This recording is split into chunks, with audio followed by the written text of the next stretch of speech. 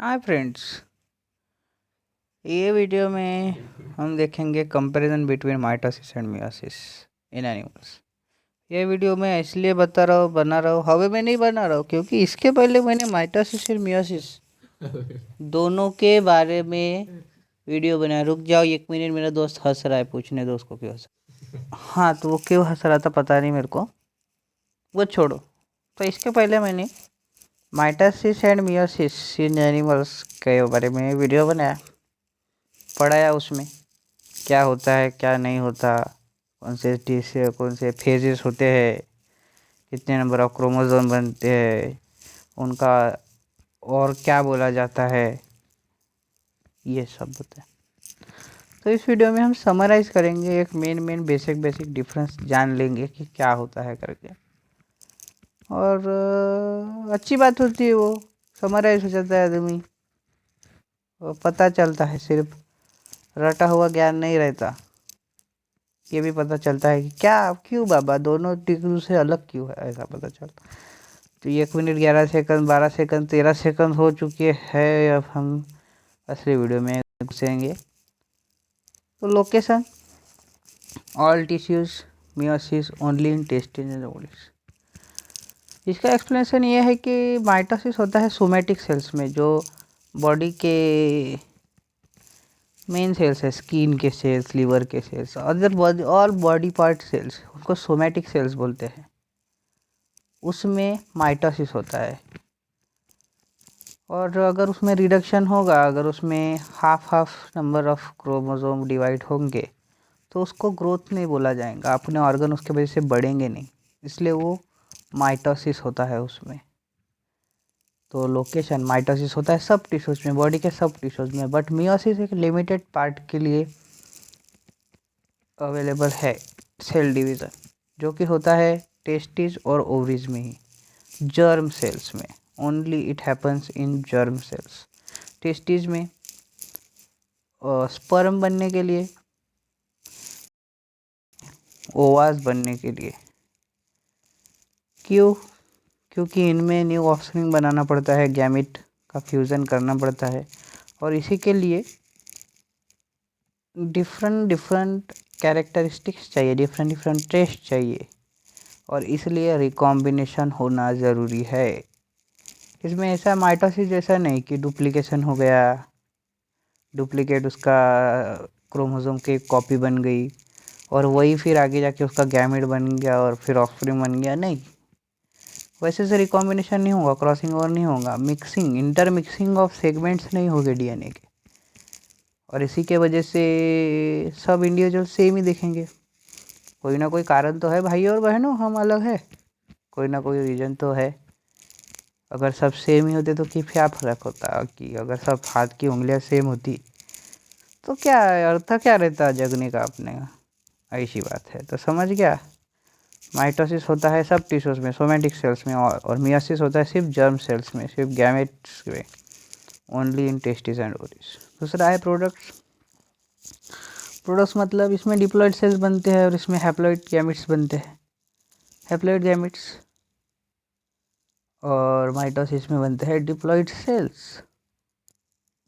Diploid sales मतलब ऐसे sales जिनमें क्रोमोसोम पेयर्ड है, मगर हैप्लॉइड मतलब ऐसे जिनमें सिंगल सेट ऑफ क्रोमोसोम है, उसे हैप्लॉइड गैमेट्स बोलते हैं। और डिप्लॉइड मतलब जिसमें डबल है, क्रोमोसोम पेयर में है, वो क्रोमैटिड्स के फॉर्म में एग्जिस्ट करते हैं सेल डिवीज़न वगैरह का वक्त, और इसलिए हम मायोसिस में हैप्लॉइड गैमेट्स बोलते हैं और माइटोसिस में डिप्लॉइड सेल्स फॉर्म होती है, ऐसा बोलते हैं। और जब हैप्लॉइड गैमेट्स, जब फ्यूज़न होता है गैमेट का, जब सेक्स करते हैं, तो उसके बाद फ्यूज़न होके वो डिप्लॉइड ही बन जाता है, वो इसलिए वो मियोसिस में हैप्लॉइड गैमेट रहता है। तीसरा डिफरेंस है DNA replication. 1 round of replication पर cell division, 1 round of replication but 2 cell division. Mitosis में 1 राउंड ऑफ रिप्लिकेशन होता है यस फेज में सेल साइकिल के, यानी जो आइडेंटिकल क्रोमोसोम्स बनते हैं, कॉपीज़ बनते हैं, वो एक बार होता है। सेल डिवीज़न में, सेल डिवीज़न तो एक ही बार होता है ना, यानी उसके दो डॉटर सेल्स बनते हैं, तो एक बार सेल डिवीजन होता है। बट मियोसिस में क्या होता है, एक बार एस फेज में डीएनए रिप्लिकेशन हो गया, बट उसके बाद 2 बार सेल डिवीज़न होता है, इसलिए 2 बार क्रोमोसोम्स भी डिवाइड हो जाते हैं और हाफ हाफ अमाउंट में हर एक सेल में हैप्लॉइड क्रोमोसोम्स आते हैं, हैप्लॉइड गैमेट्स आते हैं।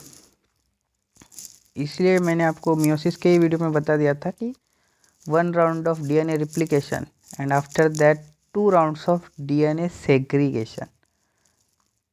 What happens in one round? It get divided into half, and what happens in another second round, that they two get divided in half, means each will form 2. So the resulting daughter cells are in 4 number. इस तरह से होता है duration of process और meiosis, duration of process ये तो पता ही है कि माइटोसिस के प्रोसेस बहुत छोटा होता है, मतलब वो एक ही फेज़ होता है। बट मियोसिस में जो प्रोसेस होता है वो बहुत लंबा होता है, उसमें और 5 स्टेजेस रहती है, leptotene, झाइगोटीन, pachytene, diplotene and diakinesis, इसलिए उसकी प्रोसेस लॉन्ग होती है। अगला डिफरेंस, पेयर ऑफ होमोलॉग्स इसमें प्रेजेंट रहता है, माइटोसिस में अब्सेंट रहता है और मियोसिस में प्रेजेंट रहता है, यानी इसमें होमोलॉगस क्रोमोसोम प्रेजेंट रहते हैं।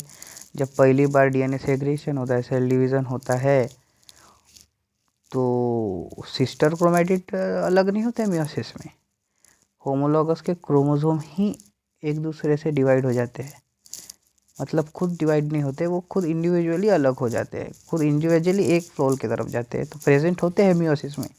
बट मियोसिस में क्या होता है, वो सेंट्रोमियर से डिटैच होके अलग अलग पोल्स की तरफ चले जाते हैं। उसके बाद है रिकॉम्बिनेशन।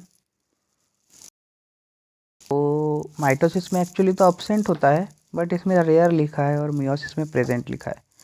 मियोसिस में सॉरी कॉमन लिखा है। कॉमन इसलिए लिखा है क्योंकि वो तो होता ही है पैचिटिन स्टेज में, जब सिनोप्टोनेमिकल कॉम्प्लेक्स जुड़े होते हैं, उसके बाद क्रॉसिंग ओवर होती है, रिकॉम्बिनेशन ऑफ डीएनए सेगमेंट्स होता है, वो होता है।